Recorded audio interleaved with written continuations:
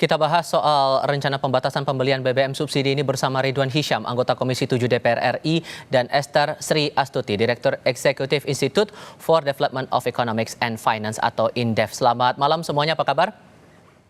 Selamat malam. Terima kasih semuanya sudah hadir dalam diskusi kami kali ini. Pak Ridwan, Pak Bahlil bilang Oktober akan dilakukan pembatasan BBM bersubsidi, tapi Presiden bilang belum ada keputusan soal ini. Jadi sepenangkapan Anda di DPR, pemerintah akan jadi atau enggak melakukan pembatasan BBM di Oktober itu? Jadi begini, Mas ya, subsidi ini kan adalah memakai APBN. APBN-nya adalah APBN tahun 2024. Nah, kenapa Presiden bilang belum ada? Karena memang Presiden belum dapat masukan, belum dapat laporan. Karena dana subsidi ini harus terpakai cukup untuk sampai dengan 31 Desember 2024. Nah, kemarin kami tanggal 27 ya, sekarang kan tanggal berapa? 28. 27. Nah, kemarin kami masih raker sama Menteri SDM. Nah, kita baru membuat asumsi untuk yang 2025. Nah, 2024 ini memang kita sudah minim. Nah, sehingga kalau kita lepas begitu saja, maka saya yakin bahwa anggaran itu tidak akan sampai Oktober, tidak sampai Desember sudah habis itu. Bisa-bisa November sudah habis. Nah, tapi Presiden kenapa belum? Katakan belum karena belum ada rapat. Nah, usulan saya karena tidak mungkin itu ditambah, mau dapat uang dari mana kita nambah itu. Maka yang benar adalah memberi batasan.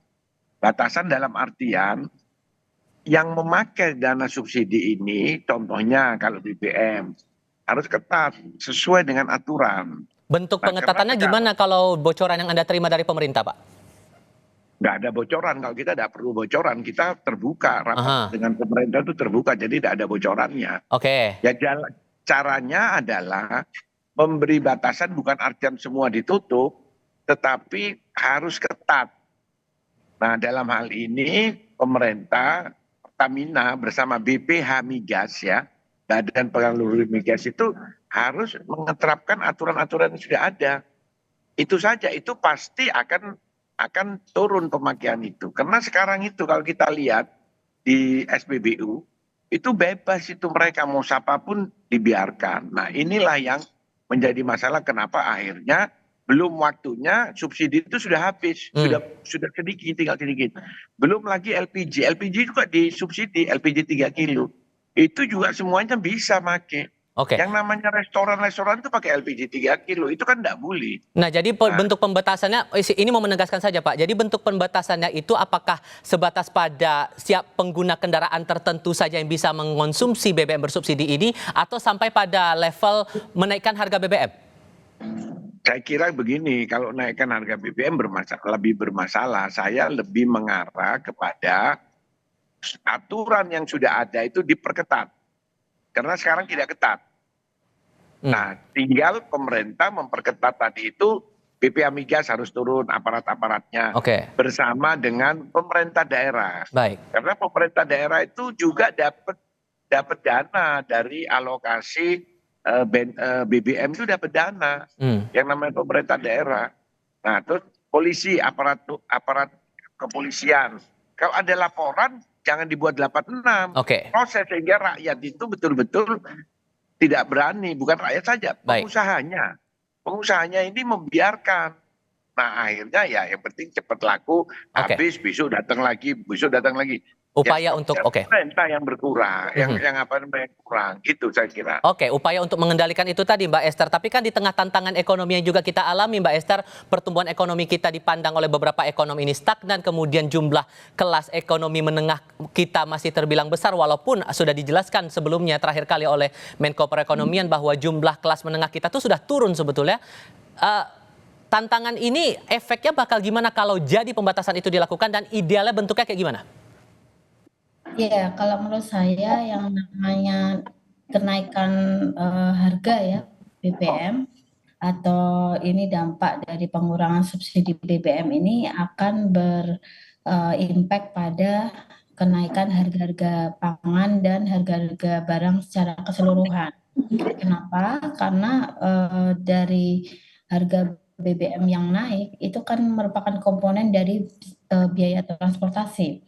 Sementara biaya transportasi itu adalah komponen dari pembentukan harga barang-barang. Sehingga nantinya jika pemerintah itu mengurangi subsidi BBM, maka yang terdampak adalah masyarakat karena ada kenaikan harga-harga barang secara keseluruhan yang artinya inflasi itu akan naik gitu Mas. Oke, karena gini, Jadi, kalau Mas, kemudian ya gimana Pak jadi Ridwan? jadi bukan menaikkan harga BBM atau mengurangi, enggak. Tetap saja, tetapi pemakainya yang diperketat. Kalau dikurangi itu tadi seperti yang Ibu Esther bilang, dampaknya macam-macam. Orang yang tidak punya hak untuk membeli atau memakai BBM bersubsidi itu yang dilarang. Jangan ini terus aktu dinaikkan atau terus dikurangi, enggak. Ikuti aja ini. Ini kan kurang berapa bulan ini kita? Tinggal kurang 4 bulan. Nah, masih ada jatahnya. Itulah yang diperketat. Jadi jangan dikurangi. Kalau dikurang bermasalah nanti. Nah, orang-orang yang tidak tepat itu tahu ya, yang namanya BBM itu dipakai oleh industri. Itu kan tidak boleh. Nah, itu Mbak Esther, gimana tuh responnya? Apalagi kan kalau kemudian jadi jangan merugikan masyarakat. Saya tidak setuju kalau masyarakat dirugikan. Apalagi kan imbasnya kalaupun itu yang harus diperketat. Apalagi kalau imbasnya pembatasan itu terjadi akan ada peralihan antara pengguna Pertalite ke Pertamax sementara range harganya terbilang cukup jauh. Maka kemudian bagaimana kemudian pengawasannya nanti Mbak Esther yang Anda lihat kalaupun betul ada pembatasan ini bentuk pengawasannya harus seperti apa? Ya, yang paling gampang adalah memberikan subsidi ya yang tepat sasaran pada publik transportasi gitu ya. Sehingga mobil-mobil pribadi itu memang sebenarnya mereka tidak kalau pengen dikurangin ya atau dibatasin, yang paling mudah monitoringnya diberikan pada publik transportasi saja gitu. Sehingga di luar dari publik transportasi itu mereka harus bayar lebih harga normal lah gitu, atau beralih dari Pertalite ke Pertamax gitu kan.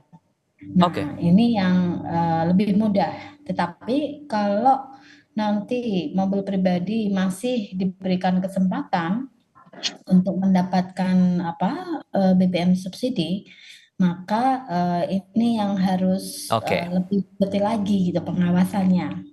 Realisasinya ini yang tentu menarik untuk dicermati, apakah jadi di awal Oktober atau justru akan molor lagi tergantung dengan kebijakan yang dikeluarkan oleh pemerintah. Mbak Esther dari Indef terima kasih, Pak Ridwan Hisyam dari DPR juga terima kasih sudah berdiskusi bersama kami. Selamat malam semuanya.